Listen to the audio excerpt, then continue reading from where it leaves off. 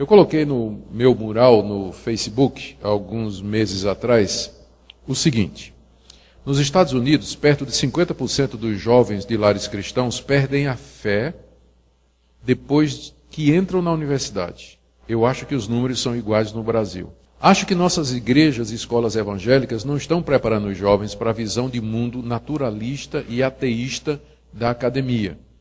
Quando não perdem a fé, criam uma dicotomia entre fé e mundo, separando fé e entendimento, crer e pensar. Tempos difíceis estão por vir. Glória a Deus por alguns jovens contrariarem a estatística e encontrarem a fé nesse ambiente, assim como aqueles que exercem e compartilham a fé em Cristo sem medo. Aqui em Portugal, eu não diria que perdem a fé, mas entram em modo stand-by, esquenta-cadeira. Modo, agora tenho a minha vida e venho à igreja no fim de semana para aliviar o estresse da profissão.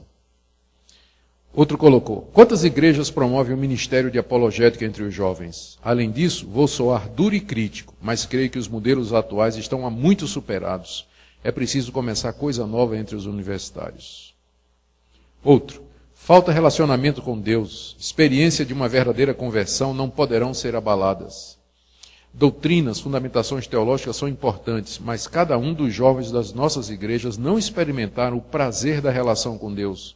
A maioria são levados ao convencimento que são cristãos por estarem praticando algum tipo de ritual, mas vida com Deus poucos têm. Por isso, seja na faculdade, ou na praia, ou no trabalho, até mesmo na roda de amigos, perdem a fé. Talvez até porque nunca tiveram. Isso deve ser calvinista. Sendo muito honesta, outro comentário. Sendo muito honesta, sinto esse despreparo de forma intensa. Tenho colegas que são agnósticos e ateus, bem como professores também. Aí me sinto perdida, porque sei do que tenho ouvido, as verdades do Evangelho e tal. Mas a minha pergunta é: como responder a tudo isso com firmeza e respeitando ao mesmo tempo o que os outros pensam? Como não se deixar levar? Outro comentário: cada universitário cristão precisa saber e deve ser informado disso, assim que ingressar nas universidades impregnadas de secularismo materialista ateu que posa como se fosse ciência. Outro: o problema maior, assim entendo, está nos pais. Pais que criam seus filhos com a perspectiva terrena de que o ápice da vida deles é ter uma profissão acadêmica, como se isso fosse um fim em si mesmo. Mais do que isso, os próprios pais acabam dando maior importância e relevância à ciência, como se esta fosse a última palavra em todas as coisas e assuntos. Se os pais cultivam isso nos filhos, o que esperar deles? A cosmovisão que domina hoje a universidade é uma cosmovisão naturalista, materialista, reducionista, ateísta. Você pode colocar aí também secularizada. Em Romanos 1, de 18 a 32, nós lemos o apóstolo Paulo fazendo uma exposição da maneira como a humanidade reagiu à revelação que Deus fez de si mesmo na criação. Capítulos... Em resumo, o que nós temos aqui nesse capítulo 1, de 18 a 32, é um retrato da maneira como a humanidade olha a realidade uma vez que virou as costas para Deus. Paulo nos diz aqui que Deus se revelou através das coisas criadas. A humanidade rejeita a revelação que Deus faz de si mesmo na natureza e nas consciências. E aí procura explicações naturalistas para a origem de todas as coisas e para a realidade que nos cerca. Se você não crê que existe um Deus que criou todas as coisas, você então vai ter que achar uma explicação alternativa. Por que é que existem? Por que é que a realidade existe em vez do nada? Então, uma vez que você tira Deus como parte da resposta, você vai ter que encontrar uma resposta que esteja dentro da própria natureza. Que esteja dentro da própria natureza. E é exatamente isso que esse o ponto de partida de uma visão que começou a dominar a universidade ou as universidades há cerca de 250 anos atrás. Até esse ponto, até 250 anos atrás, a visão cristã de mundo dominava o mundo da ciência, dominava a academia, influenciava os cientistas. Maior parte aliás, quase todos os cientistas que nos deram os modernos ramos da ciência, eles eram teístas, eles criam em Deus. Faraday, Maxwell, Fleming, Newton e tantos outros que poderiam ser mencionados, Cuvier na área da química, e todos os outros que poderiam ser mencionados, aqui me vem Pasteur, por exemplo, né? Dezenas dos homens que foram pioneiros nos seus campos e produziram a moderna ciência. Eles eram teístas, eles criam em Deus. Mas com o passar dos anos, com a fraqueza da igreja, a secularização da igreja e o surgimento dominante e o surgimento e a dominância de pensamentos de homens como Karl Marx, Freud, Nietzsche e finalmente Charles Darwin, então Deus foi empurrado para fora da academia e da ciência. E se procura agora uma explicação do mundo que é baseado nas leis da natureza. O mundo, ou ele existe desde todo sempre, ele não foi criado, mas o mundo existe desde todo sempre, ou o mundo se autogerou, que é o que os ateus, ironicamente, às vezes defendem. E como solução e como resultado, há uma perversão da ordem natural da vida, e aqui nós estamos falando de moralidade, e com a sua relativização, e a falta de referenciais absolutos. Porque, veja bem, se a gente acredita em Deus, então é esse ser que vai dizer o que é certo e o que é errado, porque ele é o Criador que está sobre nós. Se a gente não acredita em Deus, então quem é que vai dizer o que está certo ou errado? O homem. Só que cada um é diferente do outro. O que é certo para mim não é certo para você. Por isso, a verdade se torna relativa no pensamento naturalista, porque não há um referencial externo comum a todos. As pessoas fizeram a seguinte pergunta: com que idade as pessoas se convertem?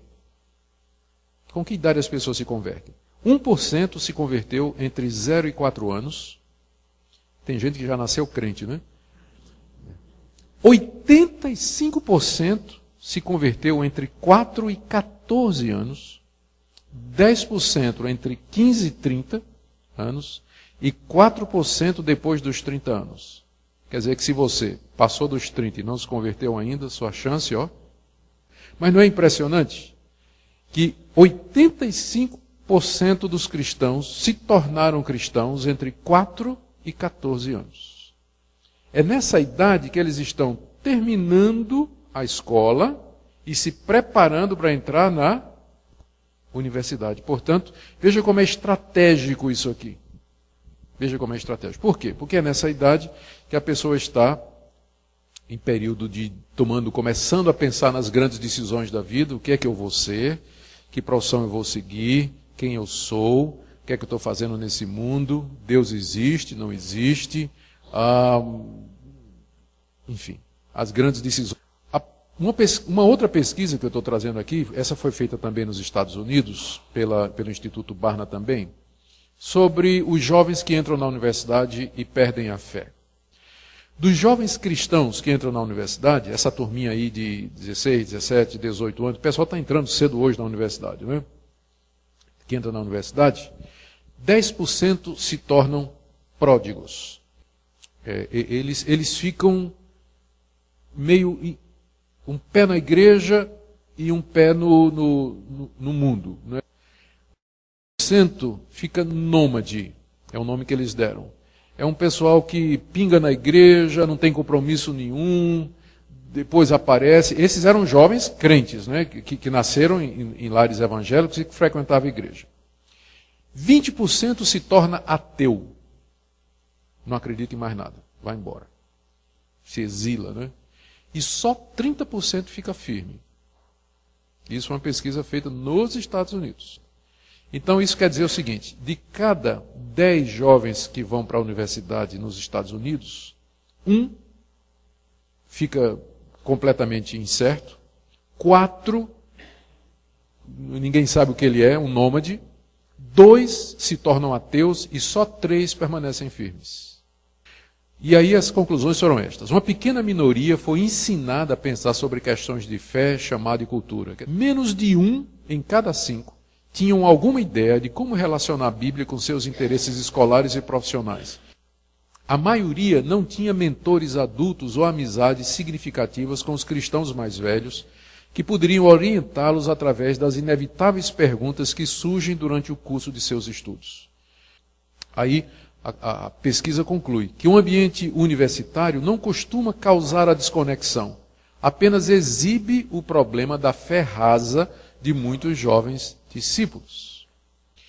A universidade vai representar um desafio para nós pelo seguinte. O Brasil nos últimos anos, vem tendo uma melhora econômica sensível. E o que é que acontece com isso? Aumenta o número de jovens procurando pelas universidades. Em 2001, você tinha apenas 3 milhões de jovens brasileiros, 3 milhões de jovens brasileiros nas universidades. 9 anos depois, em 2010, dobrou esse número. 6.379.000 matriculados em curso superior no Brasil. Dobrou o número de universitários nos últimos 10 anos. Isso aqui é uma estatística que eu fiz lá mandei fazer uma pesquisa pedi para fazer uma pesquisa lá na Universidade Mackenzie, onde eu trabalho, do perfil religioso do estudante. Olha as surpresas. 4% disse, eu sou presbiteriano. 13% se disseram evangélicos, de outras denominações. Então você soma aí, 4 com 13, 17%. Você já vê que já é diferente do censo no Brasil. No Brasil, os evangélicos são 30% da população brasileira. Quando você toma o universo de uma universidade, isso cai para 17%, quase a metade. Surpresa, 9% espírita. Os espíritas no Brasil, que se diz espírita mesmo, não chega a 6%. Pela última estatística. Na universidade eles são 9%.